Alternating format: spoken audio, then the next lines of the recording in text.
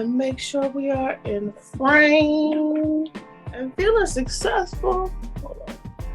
All right, so we're gonna make sure we project our voices and elevate. All right, how you feeling?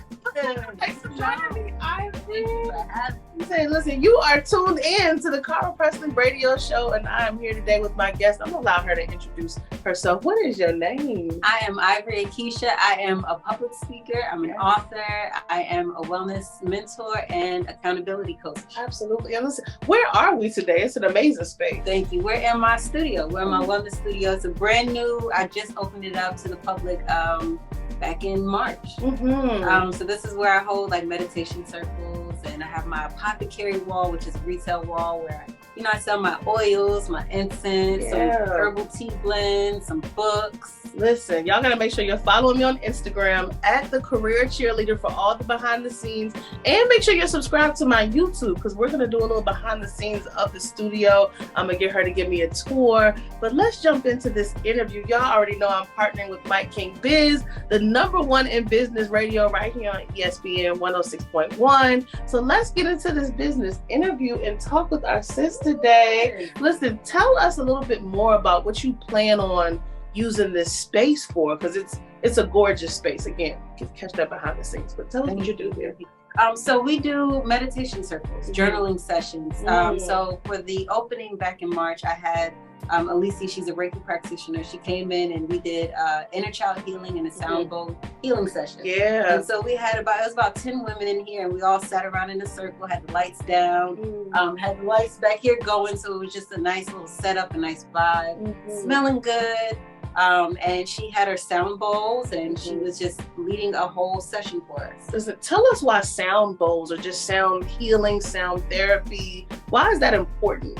It is so important because we don't realize that vibration, the sound of the vibration or the vibration of the sound, however you want to, the sound, it holds a vibration and it actually feeds our body. Those vibrations can heal just the elements of our bodies, the cells in our bodies. And so when we sit quiet and we hear that sound, it just brings healing to us. And it's also calming. It is calming. I feel like, how is that different from meditation? I heard you talk about Reiki earlier. Maybe the three, the sound vibrations, the Reiki, and the meditation. How do they all differ? So sound is just a sound bowl. So once you hear it, it just kind of sits you, gets you quiet. It brings you back when you're in meditation. So those two really go hand in hand. When we're in meditation, you usually hear some kind of noise, some kind of music, something in your ears anyway. And the Reiki by itself, that's just kind of like that's a whole nother healing process in itself. That's an energy healing that a Reiki practitioner, she does. She performs. She's kind of, I like to say it's like laying of hands on somebody. Yeah. But they don't actually lay their hands on you. They just kind of bring that energy or heal that energy around your body. Super intentional, I feel like. And then there are levels, right? 1, 2, and 3. Are you a Reiki practitioner? I am not a Reiki. You want to be? That is not my journey. That's not my lane. That is not my lane. I love that, knowing that maybe it's your lane to provide the space for that different types of healing to happen. So shout out to you for providing this safe space for us.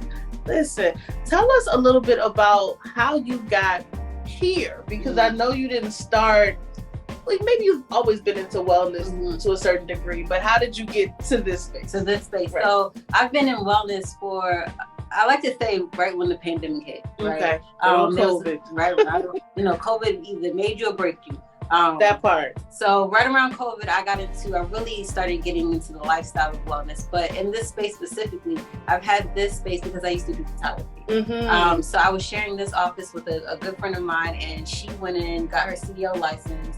And so we just kind of transitioned from photography, and she did her own thing. And so I was like deep into wellness. I wrote my book, and you're familiar with the book. It's all about wellness. And so I was like, what do I need to do with this space? I have this office. I don't want to give it up because I like just coming here and being away from the house. Right. And so I decided to turn it into a wellness studio.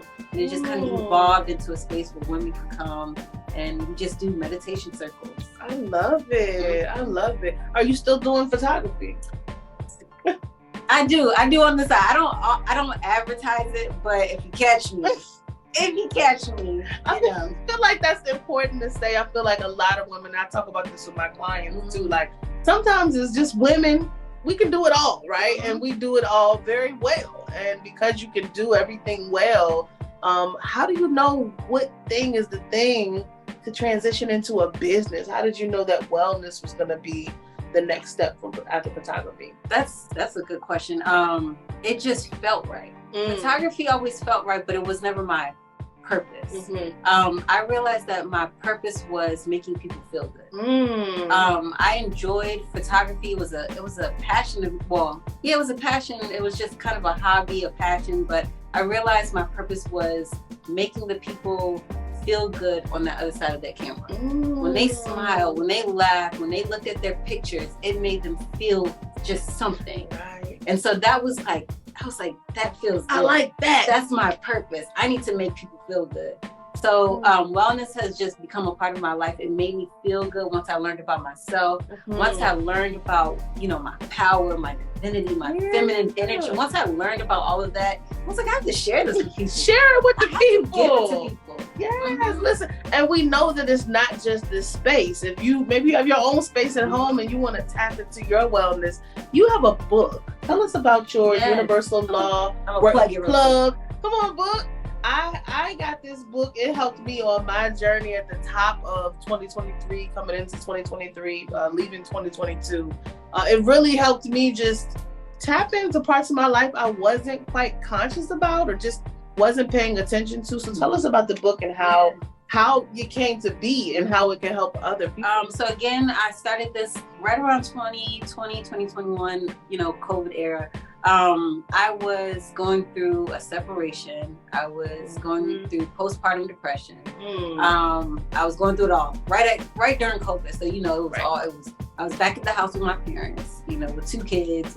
And so, I always say, once you become aware, it's something that triggers you and something pushes you into start asking questions. And so that pushed me. I was like, my life is not the way I want it to be. Right. I need to figure out what's going on. And so I just started asking questions. And when I realized when you ask questions, you're going to receive answers. And when I was asking the questions, when I started asking questions, and I came across something called the Universal Laws. And Universal Laws are just basically universal laws. They're not man-made laws. They're not government laws. Law of attraction. That's the most familiar one that most people are aware of. Law of attraction. When you put something out, something's gonna come. That same thing or that same energy is gonna come back to you, right? So I came across this information, and then I took a course with a friend of mine, and she was teaching us how to create a course. And so this initially was going to be a course that I was gonna teach other people about, teaching them about the universal laws, how to use them, apply them to your life, so that you can make the life that you desire, right? Yes. And so it just transitioned into a book, though. I love it. The course never happened. The book is a course, though, because I mean, it's kind of like a course on who you are, right? Tell us about the different parts of it and how it really can help others. Yeah, so it's broken down into 7 parts. Because I talk about the 7 universal laws. There's more, but I talk about the same 7 main ones, right? And so it's broken up into 7 parts. There's journaling, there's shadow work in there. If you don't know what shadow work is, it's basically something that you sit with yourself and you learn about the dark and the light side of you, right? I had some deep questions. And like you said, it's kind of, someone mentioned it's like therapy in a book. Because you just sit with yourself, and not only do I give you information, but I give you prompts so that you can learn more about yourself. And the tools to just, use those laws to create the life that you desire. I love that. Y'all get the book. Listen, tell everybody, do you have a website? I do. What's the website? So it's ivoryakeisha.com, IVORY, like the soap or the color, Akeisha, AKEISHA.com. It was the soap or the color for me. I love it. Like the soap or the color. Right. Listen, y'all know how to spell it. Listen, tap in with Ivory. But even more so, let's talk a little bit more about your life pivot. Okay. We talked about where you shared you were back home, you knew you wanted to do something with this space, you were going through a divorce. What is maybe the biggest challenge you faced so far on this journey, and how have you overcome that or navigated? If someone out there was listening and they don't know how to get through this valley in their life, how did you get through yours? I just stayed focused. I just kept those blinders on. I know one of the things for me was learning myself. Mm-hmm. I can get distracted. I can lose focus. And putting on those blinders, learning myself, number one, was the main thing. Learning what the things that keeps me motivated. Mm-hmm. Because a lot of times people say, you know, I wake up for my kids, I go to work, I do this for my kids. Mm-hmm. I have children, but what if something happens to my children? You know what I'm saying? And they won't be children forever. They leave that part out of the conversation. Like, yeah, they're kids for a little while. But the way 20 years goes by real fast. In a blink, right? Real fast. And so I had to make sure that I still had something for myself. Mm-hmm. I need to make sure that I'm doing something for myself. Mm-hmm. So that transition was just knowing myself and knowing that I needed to stay focused. Okay. And then when you decided to develop the book, if someone out there wants to write a book, how long did the process actually take you? So if I would have stayed focused, right? If I would have stayed focused the whole time, it probably would have taken me like maybe 3 or 4 months. Uh-huh. But it took me about 6 months or so. And it's actually a self-published book. Okay. So I self-published it myself. I had a friend, she's a publisher. She hooked me up with the links and told me where I needed to go. But you can research all of that information. If not, if you want to reach out to me, Ivory Akeisha .com, and I'd be more than happy, because again, I'm all about just sharing knowledge. Right, a resource. Listen, not everyone wants to give out that information, but let's talk about that really quickly. So when you're on your journey, how do you feel when people come to you and say, hey, can you tell me how you did that? Or how did you get to that point? Some people are, I guess they call gatekeepers, right? They don't want to really share it. In our community, we feel like people are going to steal our information. How do you approach when someone has questions for you about your business? So I am very transparent, and I love to give as much information as possible. However, you know, I still got to make money, right? That part. Mm-hmm. But at the same token, I love bartering. I love exchanging of energy. Mm-hmm. So if you bring something to me that is beneficial, then I will be more than happy to provide you. If I know that this is going to help your life, and I see that you're going to use this information and you're going to use this, and it's going to, you know, get you from A to B or A to Z, then I'll be more than happy to provide that information. But don't suck it all in. You know, you got to still can't take it all. Can't take it all. And I don't always ask for monetary, you know, money. You know, sometimes, you know, like I said, I love bartering. Yeah. You know? What service do you have? Are you do you have meditation class that you want to come here, or a journaling class? I have a journaling class. I'm thinking maybe I should bring it up here. Yeah. Who wants to journal with me? I mean, what else can we do in business? And I think that's wonderful in business, but also in personal life. You know, just being able to give.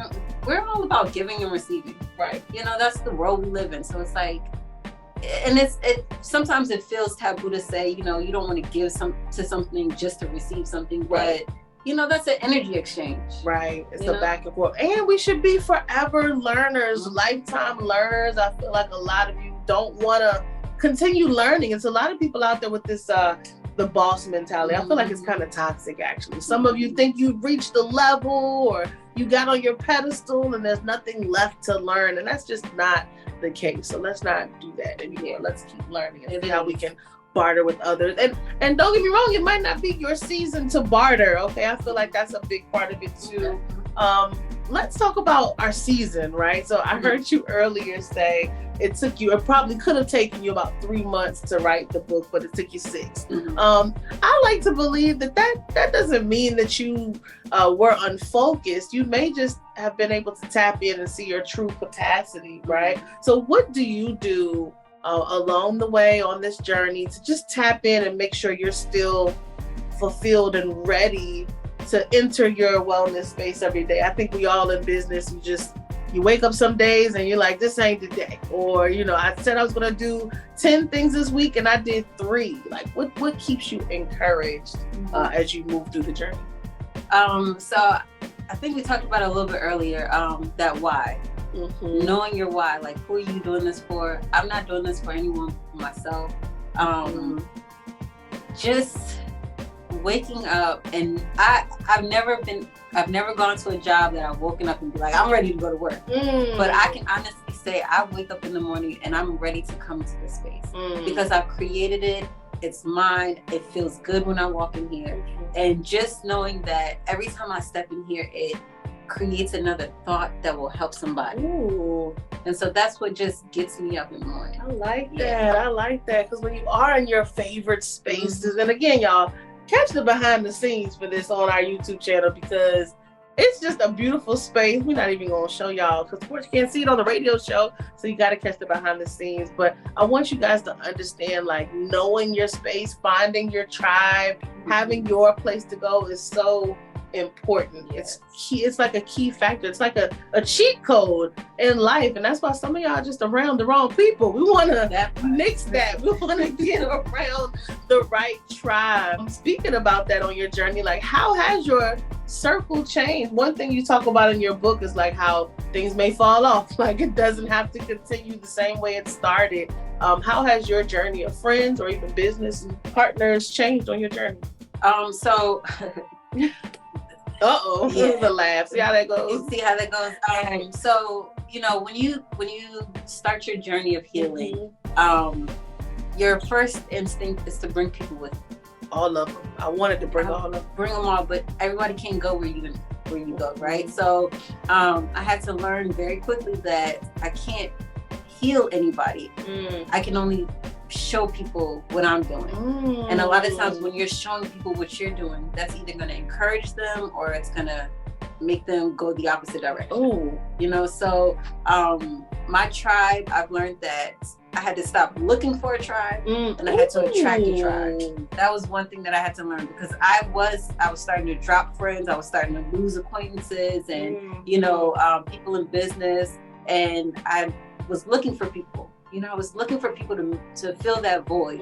And I realized that the people that I was looking for, I didn't know how to find them because I'm not supposed to be looking for them. I need to be that person that I'm looking for. And attract them, you know, so. Oh, that makes so much sense. And that's how I met Cara. That is how we met. Seriously. Yeah, we met at an event. I was speaking and sis said, I want to be a speaker too.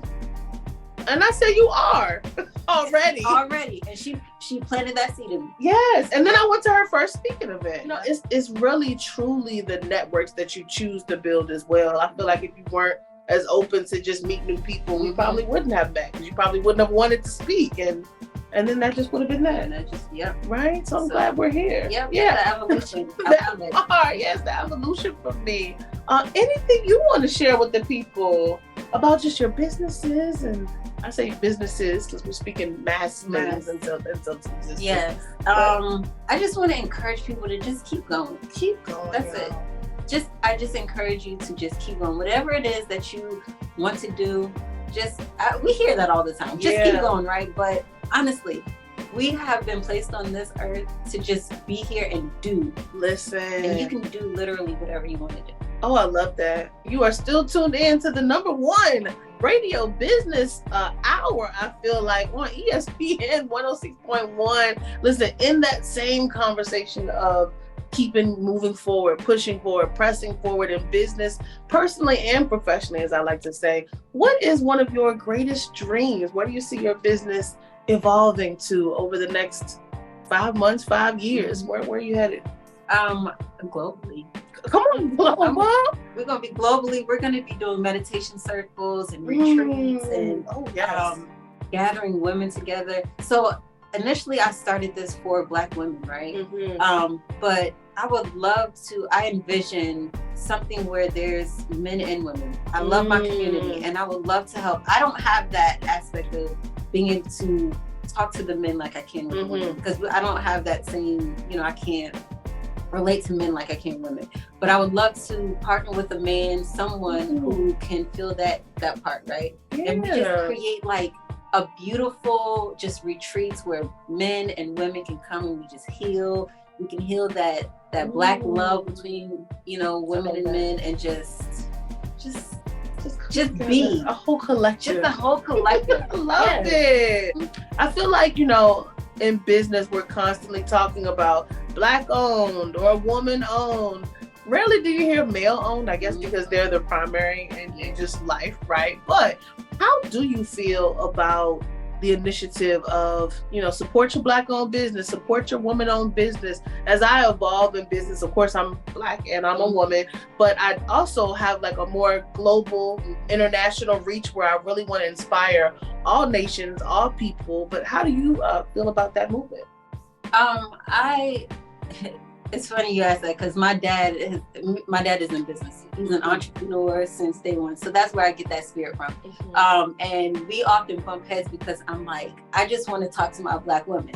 That's it. That's all I know. And he's like, well, the dollar reaches further than Black women. That's my dad all day long. The dollar reaches further. But I'm like, but this is the space that I know. This is the space that I understand. I can relate because I've been through these experiences. And so just being a Black woman, and I don't like the term, let's support our Black owned businesses or our Black women owned businesses, because I feel like supporting them is just like a handout. Sharing a little post or something. I want you guys to, when you reach out to me, I don't want you to just support me. I want you to reach out to me to support yourself. Ooh, invest. Invest. That's what it is when you reach out to these Black businesses. Don't just do it just to support them. Invest in their business, invest in yourself, because they're putting their energy into whatever it is that they're offering. And they want you to take it seriously, right? I love that. So, yeah, that's a big takeaway. I have a whole class on how to win at pop-up shops. And a lot of the clients that I get, like, one of the main things they say is, I really don't sell at pop-up shops, and I don't get a lot of clients, and it's the fault of like the promoter or whatever. And the first thing I tell them is, your next client is the business owner next to you, because they get the journey. They stayed up all night. They packed the bag like you. They at the table, can't leave their product, gotta go to the bathroom. They get the full investment that it took to show up today, hope you sell something, even though you've already invested in your products and everything on your table. They know what it takes. So focus on them being your next client. Focus on just telling as many people as possible about your business, not just who's going to buy today, but who's going to buy 6 months from now. That's big. It's powerful. That is powerful. And when I do pop-up shops, I love to go around and collect cards from everybody. Again, that's that bartering. I love to collect cards, and then I promote. Yes, promote them. Who did I meet? Look who I met today. That's the one thing in business. It is bigger than the sales. I constantly tell y'all, Dominion Virginia Power doesn't care about your dreams. Okay, you got to pay that bill. But it is bigger than the sales. It's really about who you're meeting in the room and how networking plays a part. You got to meet some new people. What's the most uncommon thing that has happened to you in business that you didn't expect that ended up being a huge blessing? Is there anything you want to share? The space.